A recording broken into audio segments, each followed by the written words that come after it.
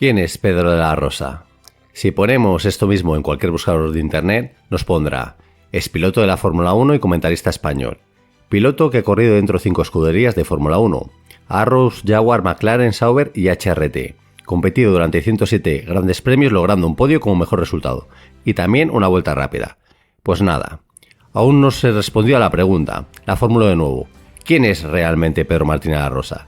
Si queréis saberlo, estar bien atentos para conocer a este apasionado piloto al que le corre gasolina por las venas. Volvamos más de 40 años atrás, año 1984, y aquí tenemos a un joven apasionado de solo 13 años comenzando con el radiocontrol, pero mejor que él mismo lo explique. Com et dius? Pedro Martínez de la Rosa. I ets dos vegades Sí, campió d'Europa. Dos. Ens pots explicar una mica com ha anat això? Bueno, el primer año fue en Lausanne, en Suiza, y era el primer campeonato, bueno, la primera carrera que hacíamos fuera de España, ¿no? Y entonces fuimos no pensábamos que íbamos a ganar, ni mucho menos. Fuimos ahí y en los entrenamientos vimos que teníamos posibilidades, y el sábado se hicieron las mangas, pasamos directamente a la final, Sí. y el domingo en la final de 40 minutos gané. Sí. Como él mismo ha comentado en muchas entrevistas, empezó con el radiocontrol porque era lo más barato, y en el radiocontrol prácticamente arrasó, consiguiendo en los años 1983 y 1984 el Campeonato de Europa de coches teledirigidos todoterreno, y quedando segundo en el año 1986 en el Campeonato del Mundo de esta misma categoría. El radiocontrol fue la punta del iceberg para que este joven ilusionado lo diera todo por el automovilismo, y el siguiente paso natural, como no, sería iniciarse en el karting, en el Campeonato de Cataluña de karting del año 1988. Este año, 1988, fue vital en la trayectoria de Pedro, al ser seleccionado por la Federación Española de Automovilismo para un programa de formación de pilotos llamado Ofensiva 1. Dentro de este programa se iniciaría dentro de los monoplazas, compitiendo en el año 1989 en el Campeonato de España llamado Fórmula Fiat 1, logrando ganarlo obteniendo en 7 carreras 5 podios y 2 victorias. Pedro no decepcionó, y tras vencer el campeonato se ganó la confianza de la Federación Española para participar en el siguiente programa llamado Ofensiva 2. De esta forma, en el año 1990 afrontaría su segundo gran reto, pasando al Campeonato de España Fórmula Ford 1600, donde arrasaría literalmente logrando 8 victorias y 9 podios en 10 carreras. Estaba claro que para Pedro estas competiciones de iniciación le sabían a poco. Este mismo año también tendría la oportunidad de salir al extranjero, logrando 2 podios en Inglaterra y haciéndose notar en una de las mecas del automovilismo de competición. Gracias a los grandes resultados lograría ascender para así competir en el Campeonato de España de Fórmula Renault en el año 1991, y en su primer año lograría 3 podios, terminando cuarto en el campeonato. En el año 1992 decide repetir la misma categoría, donde sabe su objetivo. Ahora solo le valía ganar, logrando el Campeonato de España y Británico de Fórmula Renault en ese mismo año 1992. Entre los años 1989 y 1992, Pedro había logrado 3 campeonatos de España y varios podios internacionales. Estaba claro que la apuesta que había hecho la Federación Española años atrás estaba teniendo sus frutos. Gracias a todos sus éxitos, la Federación decide seguir apostando por él, para que Pedro pueda competir en uno de los campeonatos más duros e importantes para aquellos pilotos que quieran aspirar algún día en llegar a la Fórmula 1. Este campeonato, como no, es la Fórmula 3 británica, cuna de futuros campeones del mundo de Fórmula 1, donde han corrido pilotos de la talla de Ayrton Senna, Mika Häkkinen o Nelson Piquet. De esta forma parecía el camino perfecto para en un futuro poder optar a formar parte de la máxima categoría. De esta manera, con el equipo Racing for Spain se embarcaría en una aventura que duraría 2 años. En el año 1993 lograría terminar en sexto lugar el campeonato, logrando varios podios. Por lo tanto, en el año 1994 de inicio no pintaba nada mal. El trágico año 1994, donde perdimos a Ayrton Senna, Pedro vivió en sus carnes la crueldad de este deporte. Y es que cuando el dinero comienza a faltar y empiezan a escasear los recursos, es imposible sobrevivir en estas categorías tan competidas. Y en un año muy duro para él, solo lograría terminar en 19º lugar. Parecía que el sueño poco a poco se estaba convirtiendo en pesadilla. Pedro se encontraba inmerso en un callejón sin salida. Sabía que siguiendo en el mismo equipo de Fórmula 3 gastando dinero no llegaría a ninguna parte, pero si abandonaba el campeonato, todas sus opciones de formar parte de otro campeonato serían vistas como un gran paso atrás, y de repente llegó la oportunidad. Unos japoneses se fijaron en él. Propietarios de un equipo japonés habían venido a Inglaterra para fichar al nuevo piloto para su equipo. Pedro de la Rosa tenía que pellizcarse para creer lo que le estaban ofreciendo. Formar parte de su equipo de Fórmula 3 y además cobrando un salario, lo que suponía un cambio de 360 grados pasando de pagar al equipo para correr a cobrar dinero por competir. Parecía un sueño. Y le preguntaron, ¿cuánto querrías cobrar? Pedro, muy astuto, supo salir del paso para que no se notara su asombro y respondió, lo mismo que el piloto que compitió para vosotros el año pasado. De esta manera, en el año 1995, con 24 años, decide hacer las maletas y mudarse a Japón a vivir, él solo, en un pueblo cercano al monte Fuji, que se embarcaría en una aventura que duraría 3 años. Una aventura donde estaría solo en Japón, en una época donde el mundo parecía mucho más grande que ahora, donde todo es más fácil gracias a las 1000 formas de mantenerse conectado con nuestros seres queridos y también los viajes en avión resultan más accesibles. Como él muchas veces ha explicado, durante estos 3 años su objetivo era mantenerse muy ocupado, pilotando todo lo que se pudiera pilotar, para así no plantearse si estaba haciendo lo correcto. Él creía que era un alien en un mundo donde todo era diferente y no conocía a nadie, pero esto hizo que se enfocara 100% en lo realmente importante, la competición. De esta manera, en el año 1995 participaría en la Fórmula 3 japonesas de la mano del equipo Toms, temporada en la que arrasaría literalmente, consiguiendo en un total de 9 carreras, 8 victorias y 9 podios, y también de paso 8 pole position. Durante este mismo año, 1995, correría también el Gran Premio de Macao de la mano del equipo Toms, logrando terminar tercero en esta prestigiosa carrera en un circuito que todos los pilotos tildan de peligroso y complicado. Estaba claro que Pedro había llegado con todo a Japón para lograr abrirse un hueco entre los más grandes.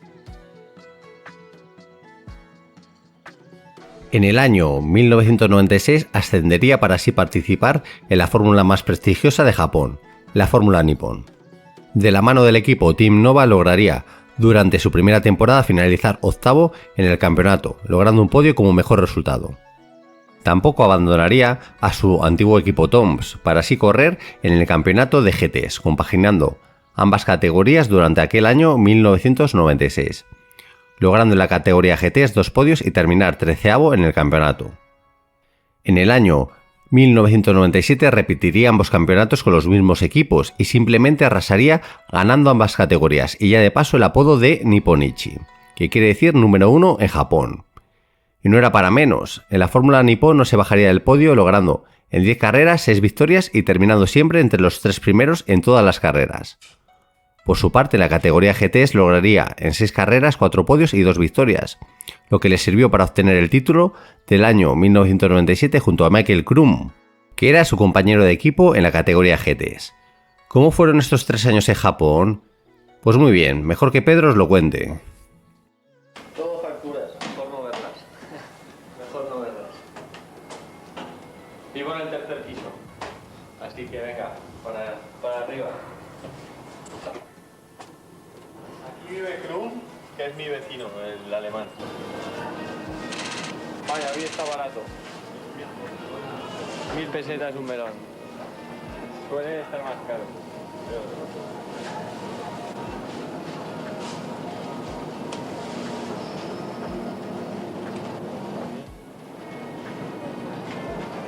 Y pico, de vuelta a casa.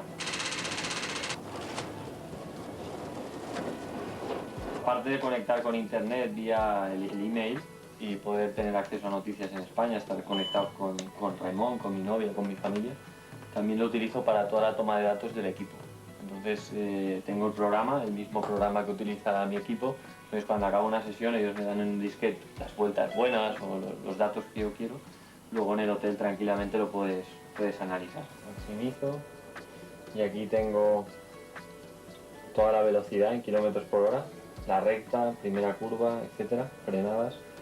Tengo las revoluciones de toda una vuelta y esta es la posición del pedal del gas.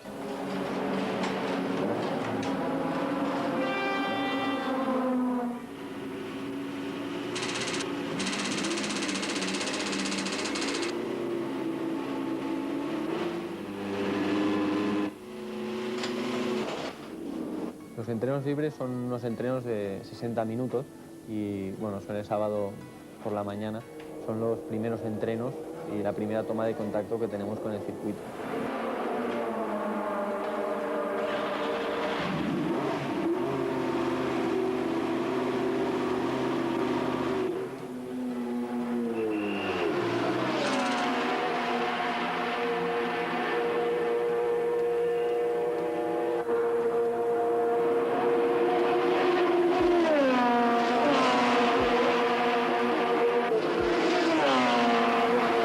Coche bien, ¿no? Está bien. Oye, que sí.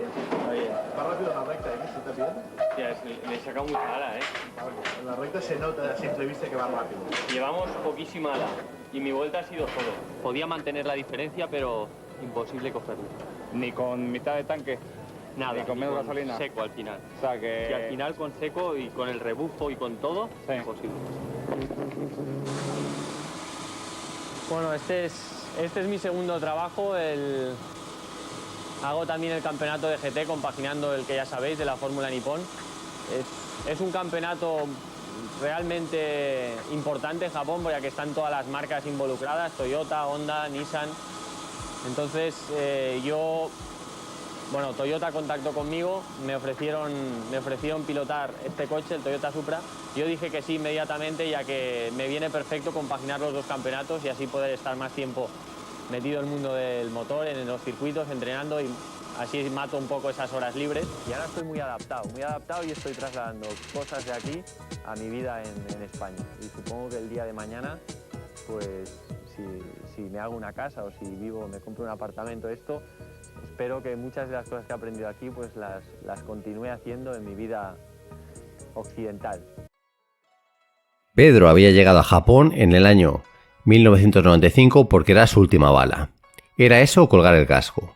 Llegó al país del sol naciente llorando porque se quería volver a España, y tras 3 años lloraba porque no se quería ir de Japón. 3 años donde aprendió a sacarse las castañas del fuego. Aprendió que uno se puede ganar la vida en el automovilismo fuera de Europa, y tal fue así que los japoneses le ofrecieron un contrato para seguir con ellos. Un contrato que, como él ha explicado, prácticamente le solucionaba la vida. Nunca habían ofrecido a ningún piloto tanto dinero. Pero tras recibir una oferta por el equipo Jordan de Fórmula 1 para ser piloto probador durante la temporada 1998 no se lo pensó, y decidiría abandonar Japón para centrarse en el sueño por el que había ido hasta allí, que era simplemente que se le abrieran las puertas de la máxima categoría y así entrar dentro de la Fórmula 1. Durante aquel año 1998 Pedro prácticamente saltaría de rodar con el Jordan 198, realizando miles de kilómetros de pruebas con ese monoplaza. Un año en el que sus pilotos titulares Damon Hill y Ralf Schumacher lograrían 3 podios y una victoria, logrando Jordan acabar cuarto en el campeonato de constructores. Paradójicamente, poniendo en contexto, sería uno de los mejores Fórmula 1 que conduciría a Pedro durante su larga trayectoria en la máxima categoría, aunque tan solo fuera como piloto de pruebas. Durante el año 1999 se le abrirían las puertas de la Fórmula 1, logrando, gracias al patrocinio de Repsol, debutar como piloto titular de la máxima categoría con el equipo Arrows. Con un anuncio de televisión que atesora su participación en la máxima categoría, lograría debutar de la mejor manera posible, consiguiendo puntuar en su debut al finalizar sexto en el Gran Premio de Australia. Desgraciadamente, Pedro se dio cuenta muy pronto que puntuar en la Fórmula 1 no sería tan fácil, temporada en la que abandonaría en más de la mitad de las carreras por culpa de las limitaciones de su monoplaza, finalizando el 18º el campeonato, eso sí, por delante de su compañero de equipo, Tora Takagi. Durante el año 2000, Pedro repetiría con el mismo equipo Arrows, pero compartiría box con su nuevo compañero de equipo, Jos Verstappen. ¿Os suena? Logrando 2 estos puestos como mejores resultados en los grandes premios de Europa y de Alemania, la parte más trágica de esta temporada sería en el Gran Premio de Austria, tras abandonar cuando rodaba en tercera posición, tras el fallo en la caja de cambios de su frágil Arrows A21. Otro año repleto de abandonos, donde finalizaría por detrás de su compañero de equipo en gran parte por culpa de ese abandono, en una carrera donde pudo sumar muchos puntos. Época donde las roturas mecánicas estaban a la orden del día, sobre todo para los equipos más modestos. Desgraciadamente para Pedro, Arrows le comunicaría que no contaría con él para la próxima temporada, en gran parte debido a la ruptura de la escudería con su patrocinador Repsol. En una temporada 2001 donde todos los asientos estaban ocupados, casi in extremis logra fichar por el equipo Jaguar una vez la temporada ya ha comenzado, gracias a Niki Lauda, que decide apostar por Pedro subiéndole al coche a partir de la quinta carrera, sustituyendo a Luciano Burti, que correría en las primeras 4. En un fichaje donde Pedro pasa a no depender de patrocinadores por primera vez y formando parte de un proyecto nacido en el año 2000 y que parecía que tenía futuro. De esta manera, con su nuevo monoplaza Jaguar R2, lograría puntuar en 2 ocasiones, logrando un 6º puesto en Canadá y un 5º en Monza. Su compañero de equipo, Eddie Irvine, también lograría puntuar en 2 carreras, pero con la diferencia de que él sí que disputó toda la temporada completa. Finalmente, Eddie Irvine quedaría por delante de Pedro gracias a un 3er puesto que lograría en el Gran Premio de Mónaco. La temporada 2002 supuso el principio del fin para los sueños de Pedro. Su segunda temporada con Jaguar estuvo repleta de abandonos y de mala suerte, siendo superado por su compañero de equipo que lograría los únicos 8 puntos que el equipo Jaguar conseguiría esa temporada. Un sueño envenenado que terminaría a final de temporada a pesar de contar con contrato hasta finales del 2003, al decidir Niki Lauda cambiar a sus 2 pilotos por Mark Webber y Antonio Pizzonia. Un duro varapalo para Pedro de la Rosa, que se sintió traicionado por uno de sus ídolos de niño, el gran Niki Lauda. Otra vez Pedro se tuvo que buscar la vida y entraría dentro del equipo McLaren como piloto de pruebas, trabajando en la sombra y esperando que llegara de nuevo su oportunidad para ocupar un asiento. Oportunidad que llegaría en el año 2005, primero por la posibilidad de entrenar con un 3er coche en los entrenamientos libres del viernes de cada Gran Premio, ocasión que Pedro no desperdiciaba, haciéndose notar marcando siempre registros muy competitivos. Pero su gran oportunidad surgiría en el Gran Premio de Bahrein de ese mismo año, teniendo que sustituir a Juan Pablo Montoya. Ocasión que no desaprovechó clasificando 8º en la parrilla salida por delante de su compañero de equipo Kimi Räikkönen y acabando la carrera en 5ª posición, haciendo grandes adelantamientos y firmando ya de paso la vuelta rápida, vuelta que hoy en día sigue manteniendo su nombre. El año 2006 sería el año que permitiría soñar a Pedro. Un año que tras la retirada de Juan Pablo Montoya a la Fórmula 1, ya empezada la temporada 2006 le permitiría la oportunidad de ocupar su asiento a falta de 8 carreras para terminar el campeonato. De esta manera debutaría en la temporada 2006 en el Gran Premio de Francia, logrando un 7º puesto para empezar, a lo que sumaría 2 5º puestos, un 8º y su único podio terminando segundo en un Gran Premio de Hungría marcado por la lluvia. Para ponerlo en perspectiva, Montoya logró 26 puntos en 10 carreras, y Pedro 19 en 8 carreras. A pesar de no rendir al nivel de Kimi Räikkönen, su trabajo fue más que satisfactorio, teniendo en cuenta que le soltaron al ruedo a mitad de temporada. El equipo estaba satisfecho con el trabajo de Pedro, y toda España era consciente de la oportunidad real de que pudiera ocupar un asiento titular para la temporada 2007, y así formar un equipo de pilotos españoles junto al fichaje estrella Fernando Alonso. Pero la mala suerte se cruzó en el camino de Pedro, al venir un terremoto llamado Hamilton lleno de talento, dejando sorprendidos a todos los jefes del equipo McLaren tras la primera prueba que realizaba en un monoplaza de Fórmula 1. En unos test realizados en el circuito de Silverstone, donde estarían varios pilotos, entre ellos también Hamilton y Pedro de la Rosa, la cosa estaba clara. Querían saber si Hamilton estaba preparado para debutar en un equipo grande, aún le quedaba camino por recorrer. Pero tras pocas vueltas las dudas quedaron despejadas. Hamilton a partir de la segunda tanda ya marcaba tiempos similares a Pedro, y tras terminar los test quedaría por delante de él. Estaba claro que tras lo visto ese día, el sueño de todos los españoles y sobre todo de Pedro de la Rosa estaba a punto de esfumarse.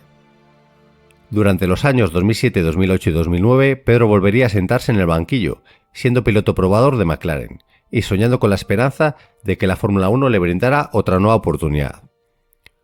Oportunidad que le llegaría en el año 2010, siendo fichado por Sauber como piloto titular, formando equipo junto a Kamui Kobayashi. Un año marcado por un monoplaza de la mitad baja de la parrilla y con una dudosa fiabilidad. Abandonando en 7 de las 14 carreras que disputaría, lograría como mejor recompensa un 7º puesto en el Gran Premio de Hungría. A pesar de ello, Peter Sauber decide bajarlo a falta de terminar la temporada, ocupando su asiento Nick Heidfeld a falta de 5 carreras por disputar. Como ha reconocido Pedro, este fue uno de sus años más duros dentro de la Fórmula 1, ya que nunca se entendió con Peter Sauber, el cual siempre pensó que su coche era un monoplaza para hacer podios. y otra vez de vuelta a McLaren como piloto probador. Año en el que el Gran Premio de Canadá del año 2011 tendría la oportunidad de subirse de nuevo al Sauber, sustituyendo a Checo Pérez in extremis tras resentirse de las secuelas tras el accidente que tuvo 2 semanas atrás en el Gran Premio de Mónaco. De esta manera, mientras estaba comiendo, suena su teléfono y le piden que tome el relevo de Checo y que dispute este Gran Premio. Sin apenas preparación y sin conocer el coche, logra terminar 12avo, rodando varias vueltas en zona de puntos, hasta que un choque con Jenson Button daña su alerón, teniendo que pasar por boxes para cambiarlo. Aún así, un buen trabajo de Pedro, teniendo en cuenta que le subieron al ruedo cuando los primeros entrenamientos libres ya se habían disputado y con cero conocimiento del coche al no formar ya parte de este equipo. A finales de este mismo año 2011 se abre una nueva oportunidad para Pedro de la Rosa, de formar parte de un nuevo reto, un reto español, ser piloto titular de la escudería HRT para las temporadas 2012 y 2013. De esta manera y con más de 40 años, Pedro formaría parte del sueño de hacer crecer a un equipo español, cuyo objetivo a corto plazo era dejar de ser los que ocupaban las últimas posiciones en cada parrilla de salida. Pedro tuvo a raya a su compañero de equipo, Narain Karthikeyan, y en alguna ocasión, como en Canadá, lograría clasificar por delante de los Marussia en la parrilla de salida. El sueño de HRT terminaría a final de temporada tras anunciar al equipo HRT su retirada. De esta forma Pedro se quedaría sin asiento a pesar de tener un año más de contrato, un año lleno de 1000 penurias, pero que en cambio Pedro recuerda con mucho cariño, ya que todos los que formaban parte del equipo lucharon para que el proyecto siguiera adelante. Su última carrera en la Fórmula 1 sería en el Gran Premio de Brasil del año 2012, la misma carrera en la que Fernando Alonso se jugaba el campeonato con Sebastian Vettel. Ese día perdimos la oportunidad de que Fernando lograra su tercer campeonato del mundo y de ver a Pedro disputar más grandes premios dentro de la máxima categoría. Tras su retirada, Pedro formaría parte de la escudería Ferrari en los años 2013 y 2014, como piloto de pruebas tomando el rol del simulador. Tras finalizar la temporada 2014, Pedro decide que ya es bastante, y abandonaría el equipo para darse un descanso y recargar las pilas tras tantos años muy intensos dentro del mundo de la Fórmula 1. Afortunadamente, todos estos años nos hemos deleitado con sus fabulosas aportaciones en las retransmisiones de las carreras, opinando siempre de todo, pero con el respeto que siempre le caracteriza. Desde el año 2022, Pedro forma parte de la escudería Aston Martin, siendo su embajador. De un proyecto capitaneado por Lawrence Stroll y diseñado para en un futuro ser uno de los grandes nombres de este deporte. Pedro de la Rosa fue el piloto español que Japón quiso adoptar, un diamante cuya mayor virtud siempre fue su gran tesón. Posiblemente nunca tuvo la magia de los más grandes, pero siempre fue un gran batallador. Un piloto duro pero limpio, siempre muy respetado en el paddock por todos sus compañeros. Siempre nos ha sabido transmitir a los aficionados lo que estaba pasando en las carreras con mucha pasión y serenidad, sabiendo salir airoso de temporadas duras como la del 2007, cuando estaba en medio de una guerra, y siempre opinando con mucho respeto del resto de pilotos de la Fórmula 1, aunque el rendimiento de estos estuviera en entredicho. El mayor éxito de Pedro Martín de la Rosa ha sido su personalidad, perseverancia y pasión. Él siempre hizo todo lo posible para lograr su sueño, abandonando un país yéndose solo hasta Japón cuando vio que era su única salida. Posiblemente si lo hubiera tenido más fácil no sería ahora quien es. Como él alguna vez ha descrito, él se sentía un cowboy que iba librando 1000 batallas, ganando todas, hasta que finalmente le derrotaron y le derribaron. Posiblemente rescatando su historia ahora todo el mundo sepa quién es realmente Pedro Martín de la Rosa, una persona espectacular que se esconde debajo de un casco de carreras.